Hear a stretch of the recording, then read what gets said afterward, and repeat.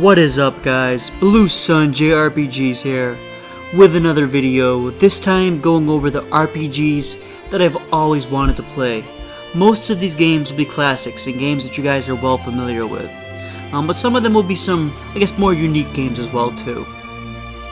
But this is part one. I'm not sure if it's going to be just a couple of videos or if it's going to be a whole series, but make sure you guys do hit that subscribe button if you want to see how this turns out.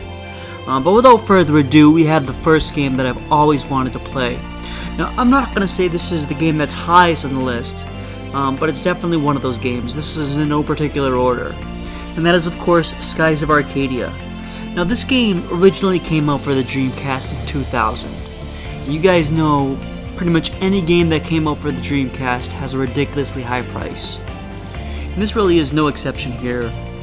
It's actually one of the cheaper ones that I have on my list, but thankfully they did come out with this game on the GameCube as well, 3 years later, in 2003.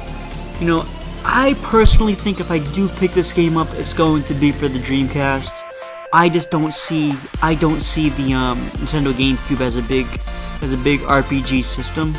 Even though it does have some good RPGs, I'm sure, I just don't picture it as an RPG system, so I will stick to the Dreamcast if possible. Unless there's a big price variation or something like that. GameCube is much cheaper, let's go GameCube. But, you know, you can obviously see about the game, I mean, it looks beautiful. I've heard the combat system is very, very good as well. And one of the things that really intrigues me about this game, I guess, is that you actually get to fight with the ships. You know, I've been looking for an RPG that's based at sea. Now obviously this isn't based at sea, it's based in the air and ships, but no one could recommend a game for me that's based at sea. I mean, you think there would have been a JRPG at some point done where somebody was pirates or like naval ships or something, but I guess that never happened, or not to my knowledge that it happened. If you guys do know, I would greatly appreciate it if you left it in the comments. But moving on to the second game we have, of course, is another classic, Tales of Destiny for the PlayStation 1. Now, I've said a couple times, you know, I'm not the biggest Tales fan. I do love some of their games. I like Cesteria, I do like Tales of Abyss, Legandia is good. I like even Besseria. But, you know, I'm not the biggest fan. But even with that being said, I do definitely appreciate the fact that the Tales games are great games. And I'd love to go back to see how the series originated. Now, obviously, Tales of Fantasia was actually the first game, but we never got that in North America, so I don't really count that. And this is probably one of the most beloved RPG franchises there are. Obviously, Final Fantasy is #1, and then maybe Persona or even Dragon Quest are up there as well too. But Tales is definitely right in there with anything else aside from Final Fantasy. And obviously, if you guys follow prices of RPGs, or prices of games at all, you guys will know this is probably the most expensive RPG on the PlayStation 1. It's either this or Tales of Destiny 2, actually. They're both crazy expensive. They're both $100 games. But I did recently see that there was a remake on the PlayStation 2.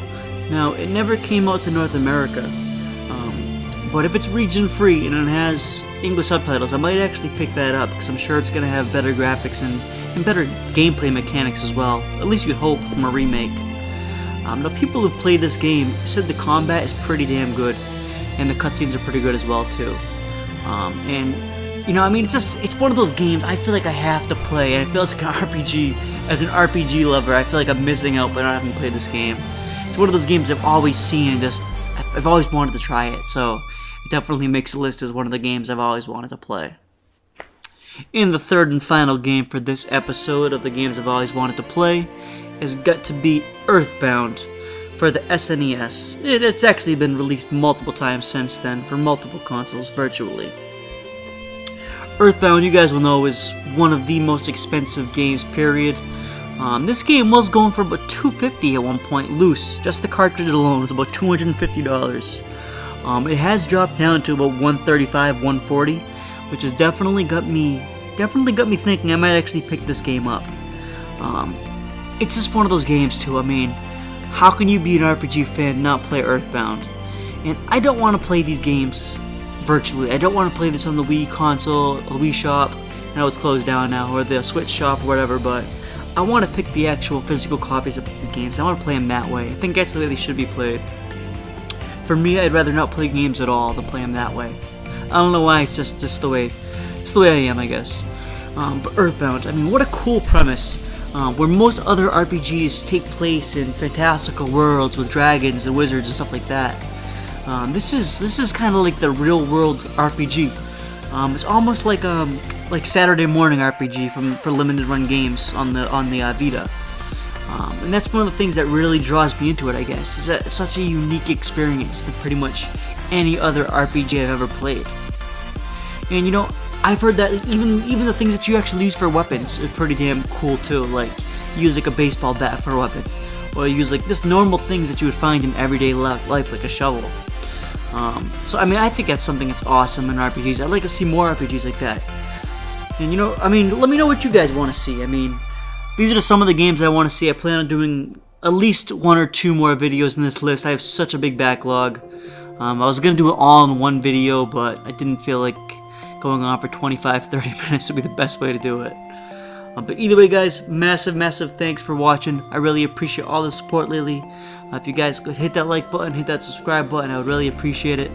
Blue Sun JRPGs. Peace out.